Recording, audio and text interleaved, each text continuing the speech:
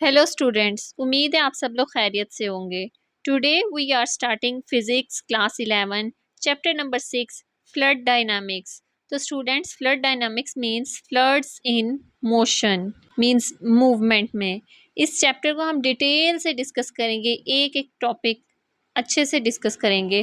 Students, पानी को जब हम पोर करते हैं किसी ग्लास में या किसी सरफेस पर, तो इट्स एन ईजी टास्क, हम इजीली उसको मूव कर सकते हैं वाटर को। जबकि शहद यानी हनी की अगर हम बात करें तो उसे किसी जगह पोर करना पानी की निस्बत थोड़ा मुश्किल होगा, टाइम टेकन होगा। क्योंकि पानी की विस्कोसिटी कम है तो इजीली मूव कर सकता है, जबकि शहद की विस्कोसिटी ज़्यादा होती है तो वो इजीली मूव नहीं कर सकता। हमने कहा कि पानी की विस्कोसिटी कम होती है जबकि शहद की ज़्यादा होती है। असल में ये विस्कोसिटी होती क्या है वो डिस्कस कर लेते हैं।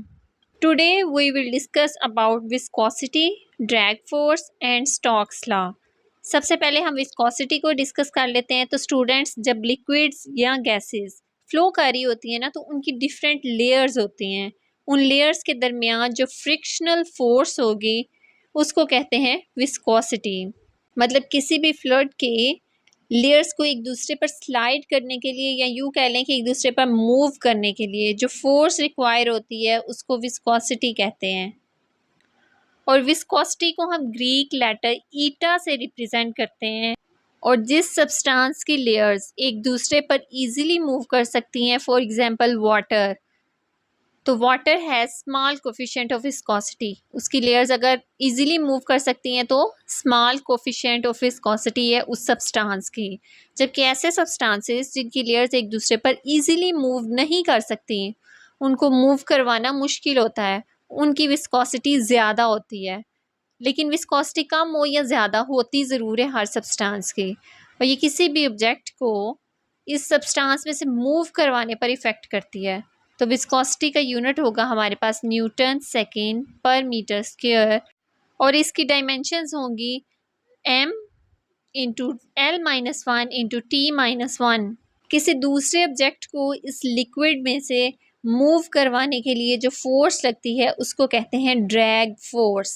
विस्कोसिटी किसी फ्लड की इंटरनल प्रॉपर्टी होती है कि एक फ्लड के अंदर ही मौजूद लेयर्स के दरमियान फ्रिक्शनल फोर्स, जबकि ड्रैग फोर्स एक्सटर्नली होती है कि इस फ्लड के अलावा कोई दूसरा ऑब्जेक्ट है उसको इस फ्लड में से मूव करवाना है, तो उसके लिए जो फोर्स रिक्वायर होगी वो होगी ड्रैग फोर्स। और ये ड्रैग फोर्स डायरेक्टली प्रोपोर्शनल होती है उस ऑब्जेक्ट की स्पीड पर। मैथमेटिकली हम यूँ कह सकते हैं एफ डी यानी drag force is directly proportional to v. जैसे जैसे स्पीड इंक्रीज होगी उसकी ड्रैग फोर्स भी ज़्यादा होगी, और जैसे जैसे उस सब्जेक्ट की स्पीड कम होगी ड्रैग फोर्स भी कम होगी। फॉर एग्जांपल, अगर हम अपने हाथ को हिलाएं तो हमें बिल्कुल भी फील नहीं हो रहा होता कि इस पर कोई फोर्स लग रही है। लेकिन अगर हम किसी कार में बैठे हैं जो फास्टली मूव कर रही हो और फास्ट स्पीड के दौरान हम हाथ बाहर निकालें तो हमें फील होगा कि हमारे हाथ पर बहुत ज़्यादा फोर्स एक्ट कर रही होगी थ्रू द एयर। तो ये है ड्रैग फोर्स जो आम खड़े इंसान को फील नहीं हो रही होती, लेकिन स्पीड के साथ यानी जैसे जैसे स्पीड इंक्रीज होती है ड्रैग फोर्स भी इंक्रीज होती है। और ड्रैग फोर्स की वैल्यू, एग्जैक्ट वैल्यू कैलकुलेट करना बहुत डिफ़िकल्ट है। तो स्टूडेंट्स, इस डिफ़िकल्टी को ओवरकम करने के लिए एक आयरिश साइंटिस्ट था, जॉर्ज स्टोक्स। उसने एक इक्वेशन दी जिसके अकॉर्डिंग हम drag force easily find out कर सकते हैं।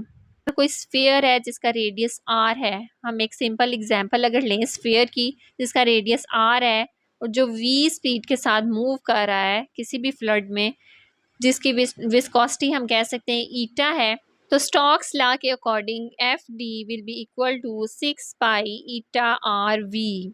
ईटा उस फ्लड की विस्कोसिटी होगी, हमें पता है अभी हमने पढ़ा, और वी उसकी स्पीड होगी उस स्फीयर की। अकॉर्डिंग टू दिस इक्वेशन हम यूँ कह सकते हैं कि जो रिटार्डिंग फोर्स है वो सिर्फ उस सब्जेक्ट की स्पीड पर डिपेंड नहीं कर रही बल्कि आर पर भी कर रही है यानी रेडियस पर भी, और उसकी विस्कोसिटी यानी ईटा पर भी डिपेंड कर रही है। हम यूँ कह सकते हैं at high speed retarding force will not only depends और proportional to the speed of object, it also depends upon eta और रेडियस ऑफ स्फीयर आर। उम्मीद है लेक्चर की अच्छे से समझ आ गई होगी, लेकिन अगर फिर भी आपको कोई कन्फ्यूजन है आप कमेंट सेक्शन में पूछ सकते हैं। मिलते हैं नेक्स्ट लेक्चर के साथ। अल्लाह हाफिज़।